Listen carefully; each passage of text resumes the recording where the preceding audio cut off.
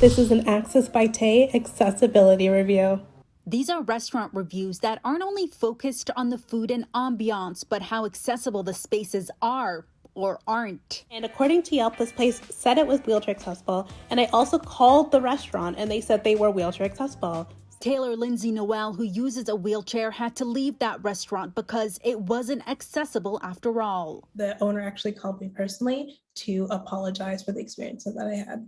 That is just one of the videos Taylor created, visiting different Toronto restaurants and then posting the reviews to Instagram and TikTok. People, whether you're disabled or not, have really related to the videos and have been quite shocked about how inaccessible the city really can be, and the experiences and the pitfalls that people with access needs face when places are not accessible.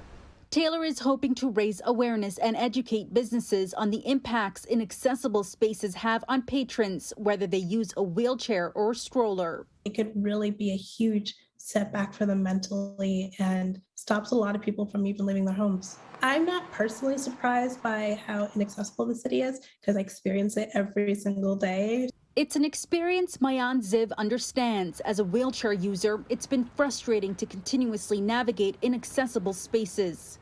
Along my life's journey, I've constantly come up against barriers when it comes to navigating inaccessible spaces. So we show up at a restaurant, there's steps to the entrance. I go to a venue or an event, and sometimes the elevator is broken. Which is why Mayan started Access Now in Toronto, an app that rates how accessible businesses are.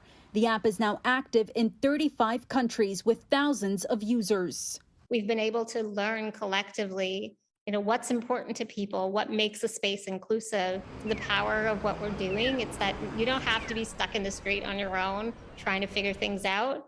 And also, promoting accessible businesses. And when we show up, we are customers just like anyone else.